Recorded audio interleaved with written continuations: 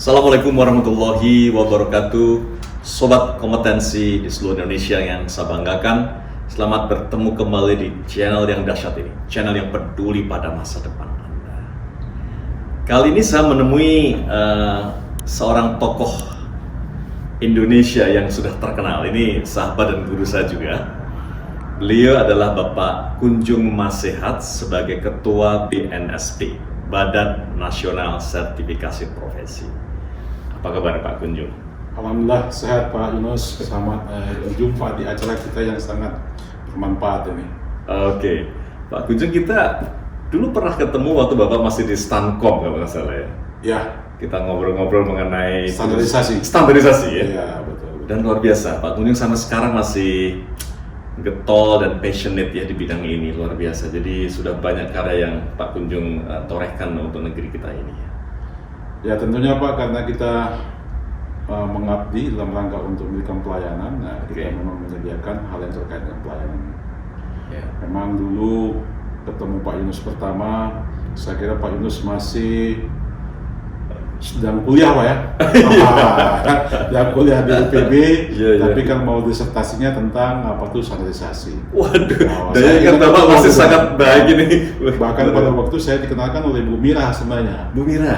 Bu Mira mengatakan, Mira Hanartani ya? Waktu itu kan beliau masih dari hubungan industrial, Dirjen. Pada waktu kita ketemu Pak Yunus, dan ketemulah. Sejak itulah kita ketemu sama Pak Yunus kan. Jadi ya, saya kira banyak hal-hal yang sudah kita lakukan Pak berkaitan dengan bidang pengembangan SDM. Baik Pak Kunjung, saya selalu merasa selalu ada kehangatan ya kalau ketemu Bapak dan kita bicara sesuatu yang memang untuk kepentingan bangsa ini, dan kita bicara selalu skala nasional untuk mendukung Indonesia ini menjadi negara maju ya suatu ketika. Baik, sobat kompetensi yang saya banggakan, hari ini saya ingin mengulik sedikit dari Pak Kunjung mengenai apa saja yang sudah dicapai ya oleh BNSP ini, dari segi infrastruktur, dari segi jumlah asesor, jumlah LSU dan sebagainya. Mungkin Pak Kunjung bisa cerita sedikit kepada sobat kompetensi di seluruh Indonesia seperti apa Pak yang sekarang sudah dimiliki oleh bangsa kita di bawah binaan BNSP. Terima kasih Pak Yunus. Saya kira ini ya perkembangan LSP ini sangat pesat saya. Terutama sebenarnya setelah dikeluarkan Impres nomor 9 tahun 2016 berkaitan dengan revitalisasi pendidikan dan pelatihan vokasi. Kita saat ini sudah mempunyai sekitar 2085 LSP di seluruh Indonesia. 2085 ya? LSP. Dan setiap minggu kita itu menerima surat untuk meminta diapresiasi dalam rangka pemberian LSP itu sekitar 5-7 setiap minggu. 5-7 setiap minggu ya. Nah inilah yang saya kira potensi yang disampaikan oleh Pak Yunus tadi terkait dengan jumlah LSP yang ada cukup banyak, dan potensi yang lain tentang infrastruktur daripada lembaga. Kan ada asesor. Nah asesor ini kita hanya sampai ini sekitar 40.000. Walaupun yang di training itu sebenarnya sudah angkanya lebih daripada 100.000 Pak. Oh, jadi 100.000 yang sudah di training, tetapi yang 40.000 yang diregistrasi kepada kita. Oh, yang sudah diregistrasi di BNSP. Nah, kadang-kadang kita melihat di LSP itu ada yang aktif, ada yang tidak, Pak. Iya, betul. Ya, betul. Nah, dari apa yang kita lihat itu, cuman saat ini, Pak, sebenarnya kita tuh sangat kekurangan master asesor. Master asesor, oke. Ya. Karena kita itu hanya mempunyai terakhir itu 130. Tetapi saat ini sedang kita lakukan pendidikan yang sedang berproses, sudah kita lakukan calonnya itu yang periode pertama ada 20, itu pun cuma sekitar 10 yang bisa disertifikasi. Dan kemarin, minggu kemarin kita sudah melakukan juga sekitar 30 yang calon master, itu sekitar 18-an yang dinyatakan kompeten oleh BNSP untuk jadi master.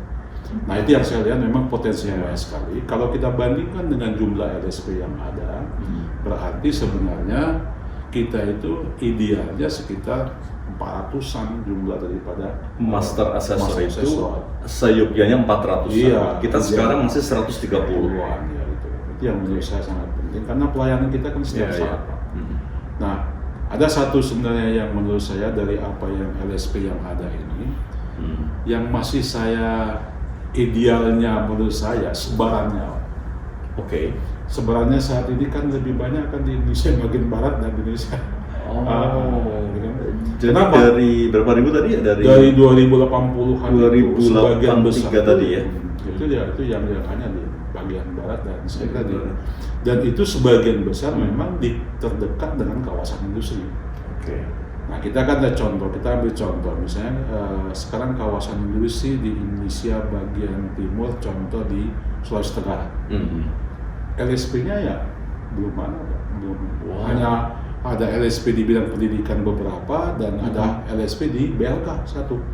Padahal kan di sana juga banyak kawasan industri baru. Betul. Yang di Morowali Morowali. Nah, yang berikutnya di ini juga Pak, yang di Maluku Utara. Kan sekarang lagi berkembang untuk industri betul. untuk penambangan sana, tapi ada juga untuk ini. Nah inilah menurut saya kalau memang sebarannya ini mesti seluruh Indonesia dan tentunya ya tidak hanya di Jawa dan katakanlah di Sumatera. Kita ambil contoh yang kayak gitu yang paling banyak. Nah makanya berkembangnya daripada LSP ini dengan tadi 2080 sekitar 2080 itu kan 1.600-nya ada di P1 di pendidikan. Di P1 pendidikan. Baik itu SMK, sekolah vokasi maupun perguruan non vokasi. Hampir semua kan mengambil itu Pak. Kita ambil contoh misalnya akuntansi, MSDM itu dilakukan teman-teman di fakultas ekonomi Pak. Ini yang kita lihat menurut kami potensinya sangat besar dengan jumlah perguruan tinggi kita juga cukup banyak, sekolah vokasi juga cukup banyak. Nah ini potensi kita untuk dikembangkan di sana. Baik Pak Kunjung, sobat kompetensi yang saya banggakan, memang mengenai LSP ini tadi disampaikan Pak Kunjung ada 2083. Itu 1.600 itu LSP 1 terutama di lembaga pendidikan tadi ya. Dan sobat kompetensi mungkin Pak Kunjung mungkin teman-teman dari seluruh Indonesia pengen tahu dengan LSP itu katanya kan ada LSP P1, LSP P2, LSP P3. Ya. Bedanya apa? Mungkin teman-teman pengen tahu juga. Oke, memang kita selalu menyampaikan karena begini. Kalau LSP P1 dan P2 itu kan didirikan oleh induk organisasinya. Dan dia tidak mempentingkan namanya akte pendirian, Oke. Karena khusus untuk P3 ini kan LSP yang didirikan oleh asosiasi profesi sehingga dia mesti ada namanya perkumpulan asosiasi profesi ini apa yang sudah mereka dapatkan di Kumham dan lain-lain itu yang paling penting kan. Nah, tata cara pendirian juga berbeda. Nah, kalau ketika misalnya kita lihat asosiasi profesi yang P3 mendirikan, kita mesti jelas nih asosiasi profesinya apa yang mendukungnya, sektornya di mana, di dalam akte itu dituangkan nggak dia mewakili siapa. Nah, selama ini banyak Pak, ketika kita cek pada waktu kita melakukan namanya pool assessment, kita cek nggak ada yang mewakili, makanya kita ubah biasanya gitu. Mesti ada asosiasi profesi itu mesti ada mewakili siapa dalam konteks pendirian pada LSP. Nah ini kalau yang P3 ini Bapak Ibu sekalian saya hormati, sahabat kompeten, lebih banyak sebenarnya kan melayani masyarakat secara umum. Makanya dia kan ada unsurnya di dalam tata cara pendirian kita itu kan hanya dua kemungkinan. Apakah dia menjadi PT LSP atau dia menjadi yayasan. Cuma dua itu dimungkinkan untuk itu sesuai dengan panduan BNSP. Nah ini yang membedakan Bapak Ibu sekalian terkait dengan kenapa ada pihak 1, pihak 2, pihak 3. Nah di pihak 1 ini sebenarnya sebagian besar di pendidikan, tetapi sekarang teman-teman di industri pun sudah mendirikan LSP pihak 1. Di industri juga bisa P1 ya? P1. Kita ambil contoh kemarin saya beberapa waktu yang lalu ada satu industri otomotif yang mendirikan, dia hanya bicara tentang sales daripada otomotif itu Pak. Tetapi mereka yang melakukan sertifikasi termasuk pengendara bus segala macam mereka lakukan. Itu di kawasan Purwakarta. Tapi itu berlaku di perusahaan itu saja berarti ya? Sertifikasinya? Ya, sertifikasinya, tetapi mereka mensertified semua pengendara misalnya bus pariwisata dan lain-lain yang di training di tempat mereka. Nah, karena dia P1, dia hanya melakukan sertifikasi untuk anak didiknya. Nah, sedangkan mekanisme kita sebenarnya kan sertifikasi ini kalau orang berpengalaman dia bisa dilakukan tidak mesti melalui pendidikan kan. Jadi nanti metodologinya portofolio dengan wawancara kita lakukan. Nah, ini yang menurut kami sangat penting, pendalaman kenapa ada pihak 1, pihak 2, pihak 3. Nah khusus yang pihak 2 sebenarnya lebih banyak melakukan sertifikasi kalau di industri itu adalah untuk suppliernya. Untuk supplier. Nah, ya teman-teman misalnya industri otomotif misalkan yang paling banyak dilakukan itu kan tidak semua komponen kan dibuat oleh Betul. industri itu kan sendiri, ya. pasti dia kan Sendiri. contoh misalnya kalau misalnya supply ban, nah pasti beberapa yang ini menyuplai kan tidak mereka buat sendiri kan. Nah, Betul. nah tetapi mereka pastikan delivery time Pak, delivery time bagaimana mekanismenya itu yang mereka lakukan untuk. Oke. Baik Pak Kunjung. Jadi sobat kompetensi yang saya banggakan, jadi LSP itu adalah lembaga sertifikasi profesi yang di sana berisikan ada asesor untuk kompetensi dan juga punya skema sertifikasi yang dilisensi dari BNSP ya Pak Kunjung ya. Dan tadi sudah disampaikan Pak Kunjung ada 2083, 1600 terutama di P1 di pendidikan ya. Dan ini menjadi challenge buat kita semua bahwa kalau kita ingin memajukan dunia kompetensi Indonesia ya Pak Kunjung ya, LSP ini juga harus berkualitas ya kan, asesornya juga harus berintegritas. Nah, ini saya dengar nih Pak Kunjung, saya selentingan dengar kiri kanan bahwa wah LSP itu kok gampang sekali meluluskan, kompeten, padahal kenyataannya di lapangan dia nggak ini. Nah, gimana menurut pendapat Pak Kunjung ini, kan ada suara selentingan seperti yang setengahnya meragukan LSP, ini kredibilitas dari LSP. Nah, seharusnya bagaimana dan Pak Kunjung mengharapkan seperti apa nih LSP di Indonesia?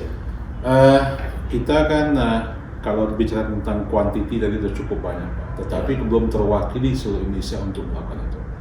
Nah, kita sekarang ini sedang membenahi sistem kita juga, tidak kita bicara tentang kuantiti tapi bicara quality.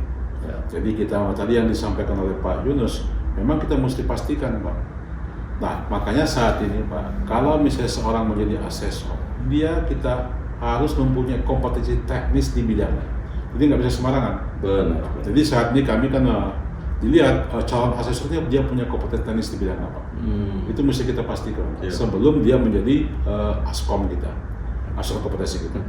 Karena di askom kita itu kan lebih kepada pendekatan memberikan metodologi. Bagaimana kan mereka melakukan namanya program itu. Tetapi kompetensi teknisnya mereka kuasai. Kalau enggak ya kita nggak bisa. Nah, makanya kita lihat saat ini kan ada beberapa misalnya asesor itu mempunyai kompetensi teknis tidak satu macam. Makanya kita lihat, selalu kita lihat dia masuk rumpun jabatan mana yang kami lakukan. Nah, jadi kami bisa pastikan itu Pak pada waktu ya. Nah, bahkan saat ini Bapak Ibu sekalian di sahabat kompeten yang saya hormati, kita sedang menyiapkan nih, sudah kita buat sesuai dengan SKKNI 333 yang dikeluarkan oleh Kementerian Ketenagakerjaan yang berisi dengan 3 topik utama, namanya pokok 1 tentang sterilisasi, yang kedua tentang pelatihan, dan ketiga sertifikasi. Makanya untuk menjaga kualitas Pak Yunus, saat ini kami sedang menyiapkan di masa-masa mungkin tahun depan itu sudah mulai kita untuk mensertified orang yang mengelola LSP. Jadi yang mengelola LSP sudah disertifikasi ya? Mulai direkturnya, manajer mutunya, manajer sertifikasi, adminnya. Karena kita lihat di lapangan Pak, kadang-kadang admin itu bekerjanya banyak menyerahkan kepada asesor, kita nggak mau. Karena ada namanya tugas lembaga, ada tugas asesor, dikembalikan lagi ke lembaga dalam mengambil keputusan. Itu yang kami lakukan dalam rangka untuk melihat bahwa saat ini pengelolaan LSP itu mesti profesional. Nggak bisa hanya tunjuk-tunjuk saja kan, tunjuk-tunjuk saja, oh jadi gitu. Betul. Makanya kita pastikan sekian banyak unit kompetensi mereka kuasai. Dari sistem auditnya segala macam kita lakukan. Tadi itu Kepmen nomor 333 itu Kepmenaker berarti ya? Ya, keputusan Menteri Tenaga Kerja tentang nomor 333 mengenai standarisasi untuk pelatihan dan sertifikasi. Luar biasa. Jadi artinya secara regulasi juga itu ada payungnya. Ada payungnya, dan itu untuk memastikan bahwa quality daripada pengelolaan LSP pun itu juga harus prudent, bisa kemudian disuguhkan ke masyarakat penggunanya itu seprofesional mungkin ya. Betul. Ya kalau enggak kita Pak, kalah dengan lembaga-lembaga yang kita compare dengan negara lain. Iya betul. Mereka itu ya sangat top tentang itu. Betul. Saya beberapa kali melakukan misalnya penyetaraan. Kita itu ya masih, kalau kita bandingkan dengan teman-teman di itu, ada regulasi kita tuh nggak ada telusur. Iya.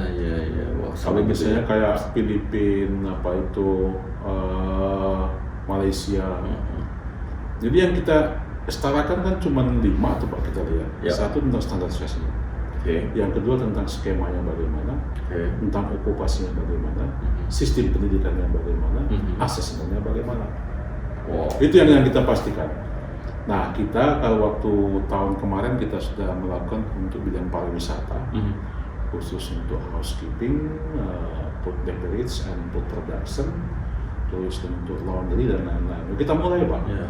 Nah tahun ini Pak, sebenarnya kami akan sedang berproses akan mendapat bantuan dari ILO, Oke, ILO itu bersama-sama dengan ASEAN Sekretariat itu untuk kawasan di Indonesia yang di bawah IMTGT Pak, Indonesia, Malaysia, Thailand Growth Triangle. Oke. Nah nanti manufaktur Pak, itu udah mulai bicara manufaktur. Manufaktur. Diawali mungkin nanti dengan welding, tetapi akan beralih nanti ke electrical installation, bricklaying, plastering, itu akan kita mulai. Itu yang kita lakukan dalam waktu saat sedang berproses untuk mendapatkan dana dari ILO sama ASEC. Baik Pak Kunjung, ini kita sudah banyak mendapatkan esensi dari Pak Kunjung ini. Jadi hari ini kita beruntung ketemu sama Pak Kunjung sebagai Ketua BNSP, Badan Nasional Sertifikasi Profesi, dan tadi banyak kisi-kisi yang menurut saya cukup signifikan yang perlu kita perhatikan ya kalau kita ingin menjadikan Indonesia ini menjadi negara maju ya. Kalau sekarang kita katakanlah produk income per kapita kita sekitar 4.000 US dollars. Kalau kita ingin jadi negara maju kan harus 12.000. Ya. Nah, oleh karena itu sesi ini saya akan tutup. Pak Kunjung mohon berkenan juga bisa memberikan tips kepada para sobat kompetensi di seluruh Indonesia. Kalau mereka ingin kemudian mengkompetenkan dirinya, mereka ingin mengambil sertifikasi, apa tipsnya? Mungkin Pak Kunjung bisa menyampaikan ke para sobat kompetensi. Oke, tentunya tadi secara kelembagaan memang ada yang bernaung tadi dengan kalau teman-teman di pendidikan dan pelatihan pasti dia P1 dan untuk ada juga dia P2. Tetapi bagi teman-teman yang di industri saya kira dengan proses yang SPP 3 dari pihak ketiga yang udah menyediakan sekian banyak cukup saya bilang hampir semua sektor Pak udah melakukan itu. Mulai dari misalnya pasar modal, syariah, apa itu halal yang sekarang lagi ramai bicara kan halal itu udah semua Pak. Jadi sebenarnya sudah tersedia lembaganya untuk melakukan sertifikasi itu. Nah tentunya, kami ini kan istilahnya bagaimana caranya kita mempublish diri sendiri BNSP Pak. Jadi kan dengan pola kami informasi kami mesti nyampai kepada masyarakat dan teman-teman industri yang menurut saya sangat penting ketika nanti yang mereka akan pelayanan saya kira tetap menjadi utama bagi kami Pak dalam rangka ini, dan informasi inilah yang saya harapkan memang menjadi semua masyarakat aware tentang itu. Nah, tentunya kan mitra kami kan teman-teman di Kadin, teman-teman di GNIK yang bersama-sama kita ini kan untuk memasrakkan ini Pak. Supaya sehingga nanti fungsi sertifikasi itu memang digunakan dalam rangka pemanfaatan teman-teman di dunia usaha dan industri. Itu semuanya harapan saya yang besar Pak. Jadi sesuai dengan fungsi BNSP di fungsi nomor 4 tentang rekognisi sertifikat nasional dan internasional. Itu yang kami harapkan dengan kayak gitu. Ya, mudah-mudahan nanti teman-teman di GNK Pak Yunus bisa melakukan terutama dalam rekrutmen Pak. Menurut saya sangat penting Pak dalam rekrutmen untuk memastikan semua rekrutmen itu bagaimana caranya kita lakukan. Tapi Pak saya kira Pak yang mengatakan kita sekarang nggak adu ijazah misalkan. Bukan adu ijazah lagi gitu. Tapi adu kompetensi, skill itu yang paling penting. Nah, skill itulah dibuktikan dengan sertifikat kompetensi sesuai dengan bidang di mana kita berada. Itu harapan kami Pak Yunus terkait dengan mekanisme kita. Mudah-mudahan dengan mitra kerja kita, dunia industri, teman-teman GNIK, saya kira saya senang sekali Pak Yunus. GNIK ada country director ya? Area directornya kan? Udah kayak apa Pak? Perkembangan kalau udah 34 hampir semua provinsi ada, saya kira itu salah satu Pak. Alhamdulillah saya kira ini menjadi terutama yang di kawasan industri kan tidak hanya mewakili provinsi ya, Ya. Ketika kawasan industri yang banyak, misalnya kan itu jadi ini juga. Bisa tercover. Ya, itu menurut saya Pak. Apalagi di sekarang ini kan saya lihat perkembangan kawasan industri kan cukup banyak Pak. Contoh kemarin saya lihat ada di Kendal Pak. Ya, Kendal Jawa Tengah. Saya Jawa Tengah. Terus ada lagi yang lagi dibangun itu di mana? Di sana juga 2 kan tempat Pak. Tapi yang di Kendal itu sebagian besar kan dari industri yang paling banyak dari Singapura yang investasi Pak. Betul, ya. betul. Tapi yang satu lagi terbuka untuk. Saya kira Di ini. Bawen. Nah itu pokoknya itu yang jadi. Bukan, di Bawen, maaf. Bawen ya. Bawen, ya. Nah, itu saya kira ini Jawa Tengah kayak apa? Tapi kita lihat tentunya pengembangan ini akan nanti menyerap tenaga kerja yang banyak kan. Betul. Yang kompeten tentunya. Yang paling penting kan. Oke, terima kasih sangat kompeten. Ya. Baik, Pak Kunjung, terima kasih sobat kompetensi yang saya banggakan. Itulah bincang-bincang saya singkat dengan Pak Kunjung Mas Sehat. Kita tos dulu. Ya. Ya. Salam kompeten Pak. Salam kompeten. Salam kompeten. Baik, terima kasih sudah menonton channel ini. Saksikan di sesi-sesi saya berikutnya. Kalau Anda sudah memilih bidang profesi yang sudah Anda paling cintai dan paling geluti, pastikan Anda kompeten di bidang itu. Assalamualaikum warahmatullahi wabarakatuh. Waalaikumsalam. Salam kompeten.